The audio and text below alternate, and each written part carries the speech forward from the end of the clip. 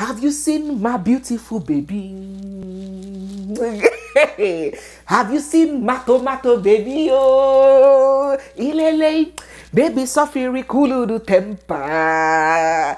Ada, baby the sugar, yo, eh? Everybody they wait.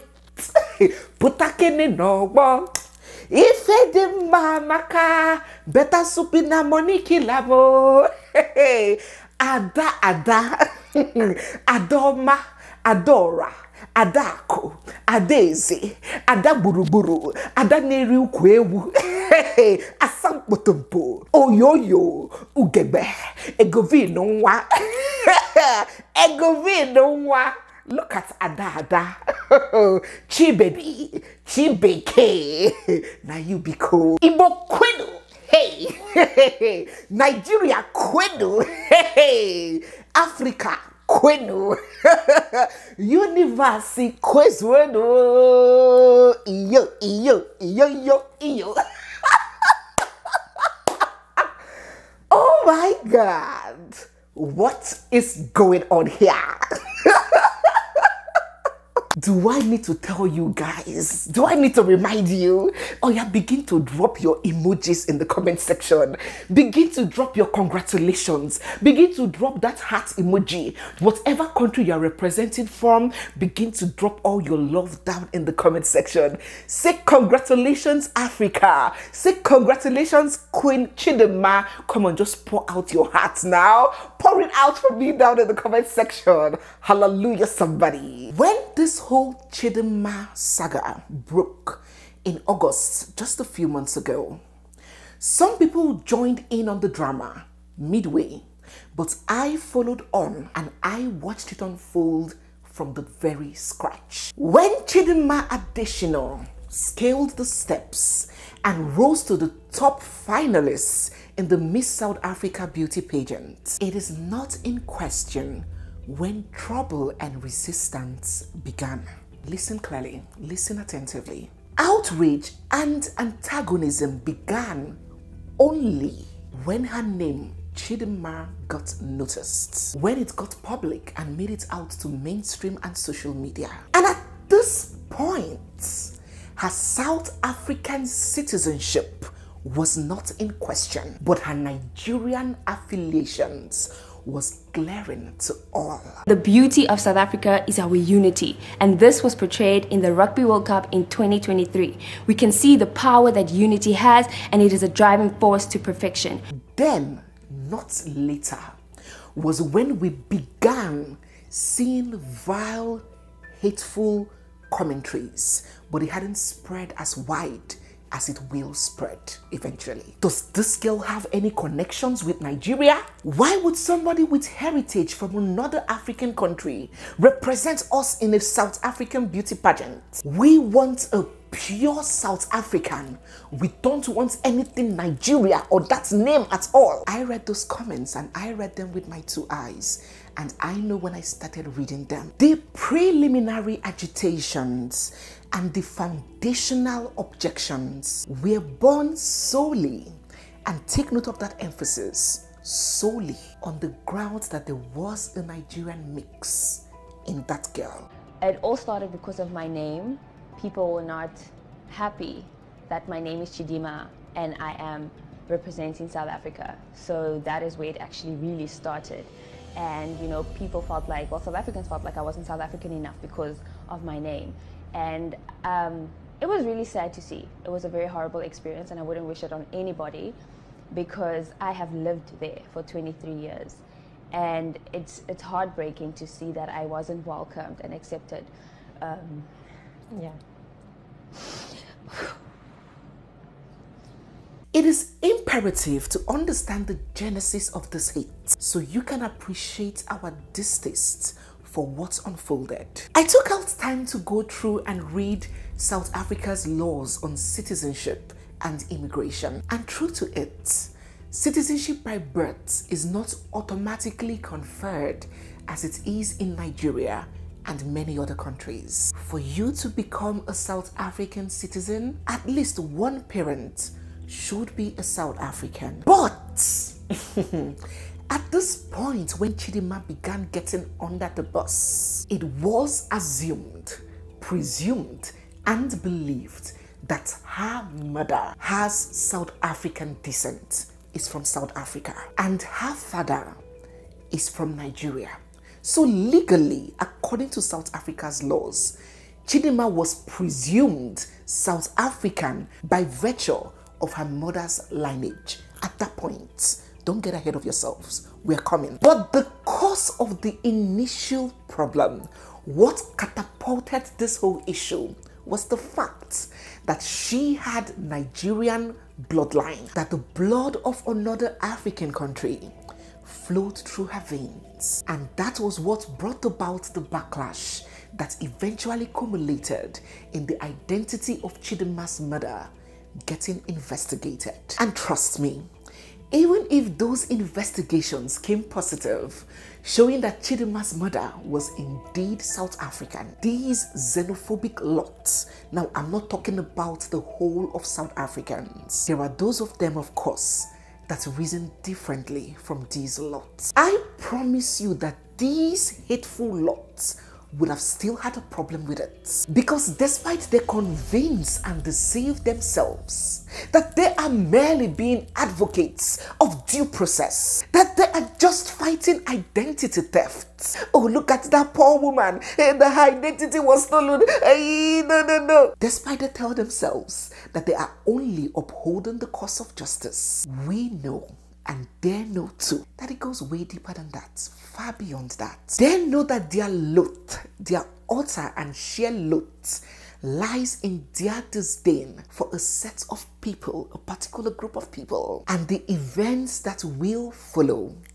The sequence of events that will unfold would give credence to this school of thought. Listen to why I say so.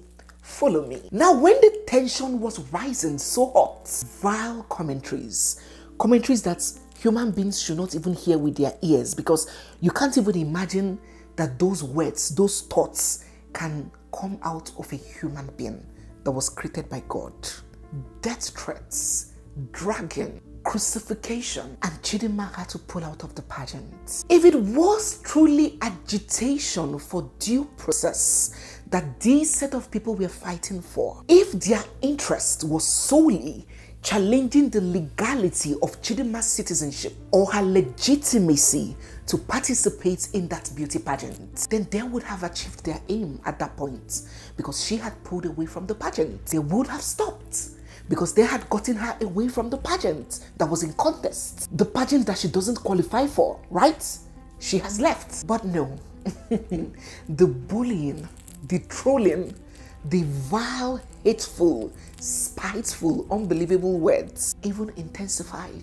Now, if it has indeed been proven that Chidinma's mother is Mozambican and obtained that South African citizenship by fraud or deceit, that should not be applauded.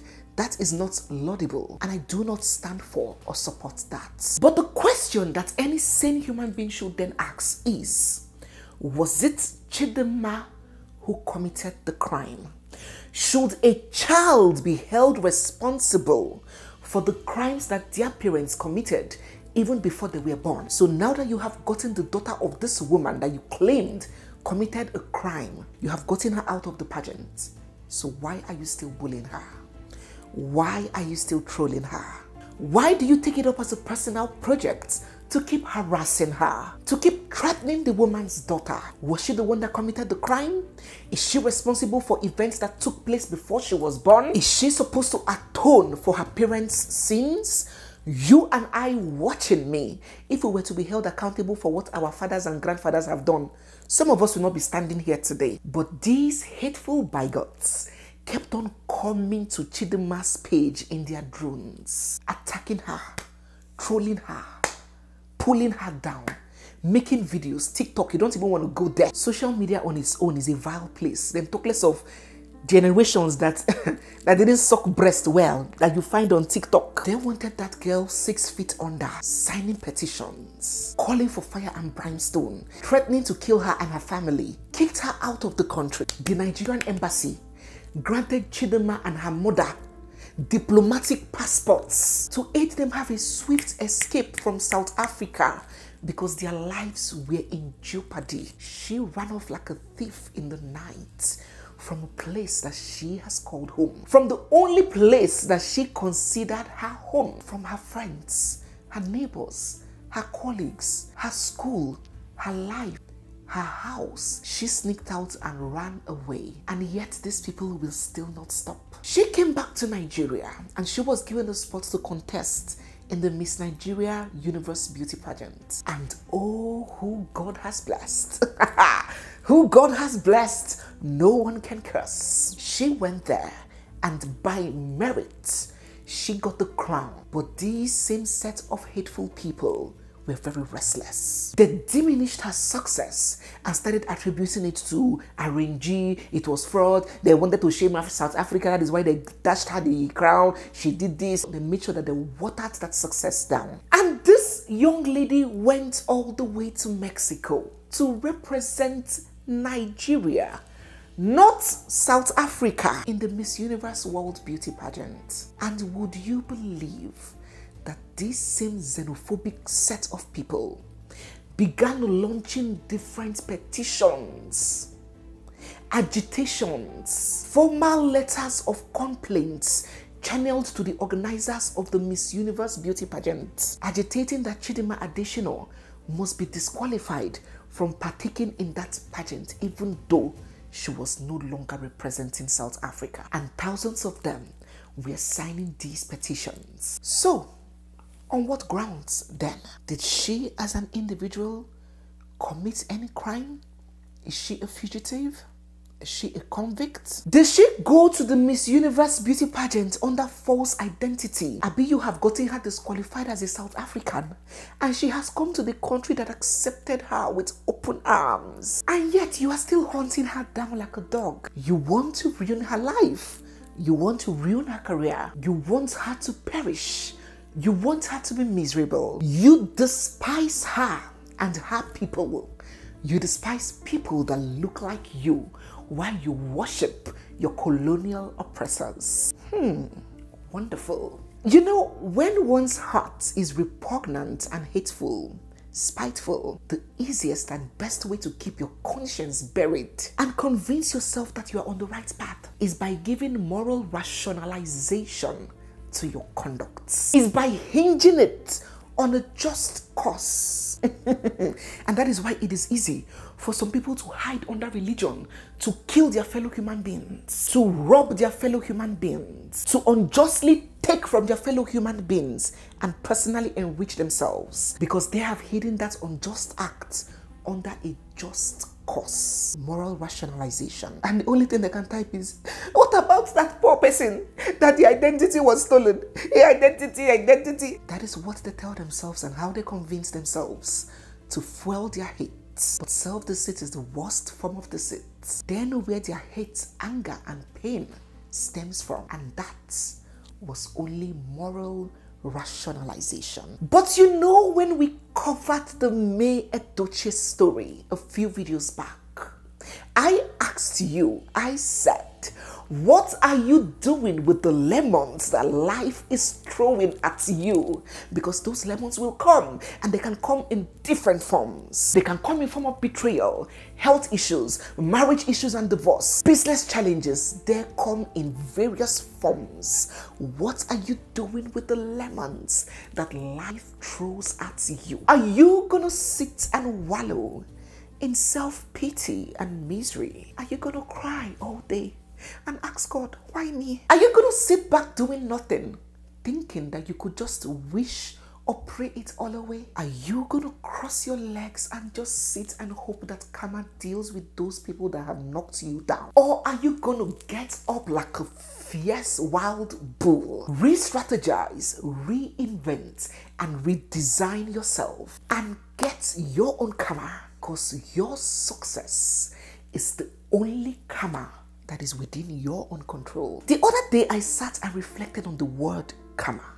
or the concept karma. And I struggled to believe that it truly existed. I have seen so many good people meet bad endings, have short-lived miserable lives. And I have also seen so many evil soulless Grinches enjoy their best comfortable life to old age, fulfill the lives. I thought of the Amazon Dora Akunyili of Nigeria, the former NAFDAC boss who stuck out her neck, put her life on the line to ensure that her country is better, to fight the importation and production of fake and counterfeit drugs and food. How she died very painfully and prematurely. I went down memory lane remembering Gani Fawenwi, the human rights lawyer that fought tirelessly for the human rights and the freedoms of thousands of people. How he didn't live to enjoy the fruits of his labor. How he died in his prime. And then I looked around me and saw those wicked, selfish politicians who are buying brand new vehicles every day while the masses suffer in penury, doing their 2 full terms and retiring in health in old age, enjoying the best of their lives while their children take over from where they stopped, despite the curses, the prayers, the calling of karma. And then I asked myself, what is karma? Where is karma? When is karma? Only then I realized that life is not a Nollywood movie, and in as much as we want it to be, justice is not black and white. If bad people make wise decisions and take advantage of the better opportunities, there is a chance that they may go ahead to live the best of lives and have a good outcome, while you that was wronged may live out yours in misery. So instead of hoping and deliberating on the realness or otherwise of karma, please note that the best assured karma is that one that you give yourself. That the karma that you can control is your success. Karma just might be, get my words, just might be human beings' coping mechanism to convince themselves, especially in a state of hopelessness where they cannot get justice for themselves, their coping mechanism assuring themselves that evil awaits that person that did them evil. There is no guarantee that it always comes. Brothers and sisters, pick yourself up. Dust off the dirt from your clothes. Squeeze those lemons that were thrown at you and make yourself a fine glass of lemonade. Never you ever let people who knocked you down come back to meet you at the same spot where they left you. And that was exactly what Queen Chidinma did. Small girl, very young girl. How old is she? Early 20s. She had never been exposed to that degree and amount of hate, raw pure hate that can be heard from the voice and seen in the eyes. Have you ever experienced mass trolling? Even just in your small corner where you are in an office where your colleagues don't like you. You know how your heart starts pounding when you drive to work. You know how you feel when you are sitting there, waiting for the time to go home. Just in that small extended family where your in-laws don't like you. You know how you resent going for family functions. Talk less of being in a place where millions, thousands of people are showing you unbridled hate. It's not an easy thing to deal with mentally. But that was Chidinma's fate a few months ago. Condemned by people that she saw as her own. People she was born with. From one day, people she ate with, people she grew up with, people she schooled with, people she lived amongst, people she interacted with, pushed out and rejected by them, spat in the face and told, I hate you, you are not one of us. Do you know how torturing that is? Dejected and outcast, ostracized, neither here nor there. She must have wept and cried herself to sleep. Her heart must have been heavy. She must have thought about giving up. She must have flirted with the idea of just leaving everything and going into hiding. Let this pass. I don't want anybody to see me. I can't stand this shame. But she couldn't afford to. She knew that she had to take her own destiny into her own hands. She knew that now who give up, lose.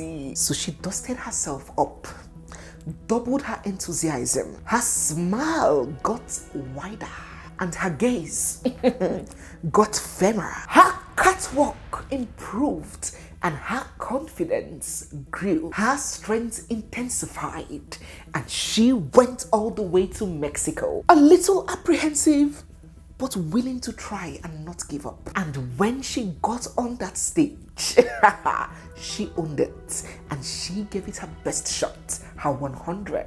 And out of 130 most beautiful ladies from all these countries, come on guys, I followed that pageant on social media, and sometimes when I see the girls come out in their daily costumes, I swallow spit and I'm like, ooh, these girls are beautiful.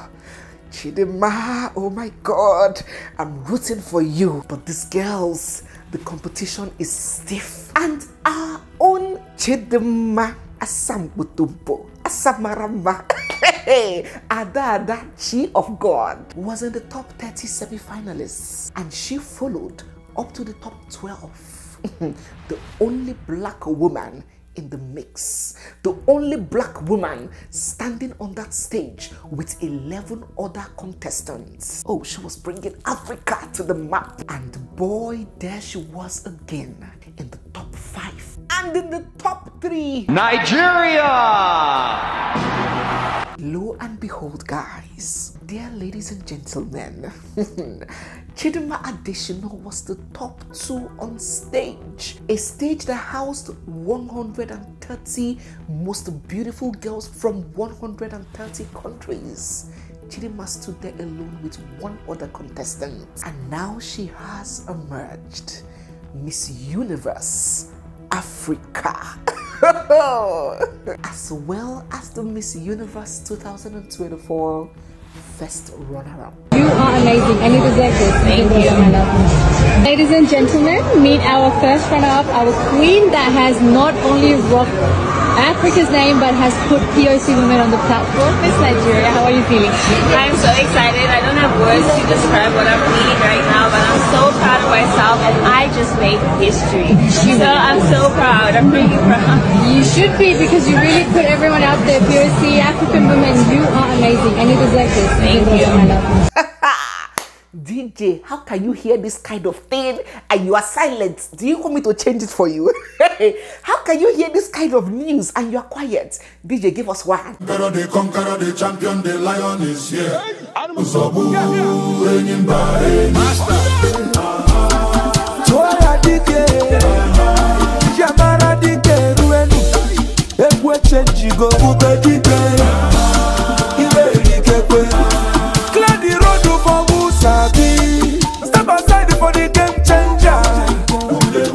One name cleared the road for Husabi.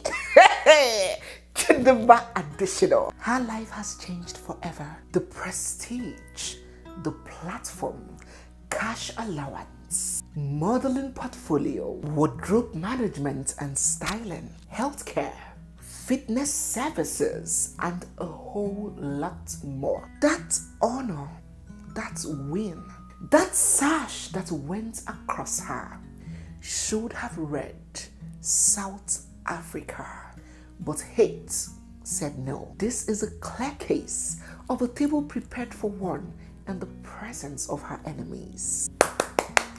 Ladies and gentlemen, don't wait for karma. What are you doing with the lemons that life throws at you? Let the story of our darling Africa queen here, Chidimma Adesina, inspire you. Sometimes it takes for one door to shut for another to open, or for you to even observe that another was open all along. Sometimes, just like diamonds, it takes intense pressure to be put on you before that rare gem is harnessed, is brought out, is achieved. Oh, sometimes adversity might be the only pathway to your explosion. So I would say leave South Africa alone. The xenophobic South Africans, they were only a tool.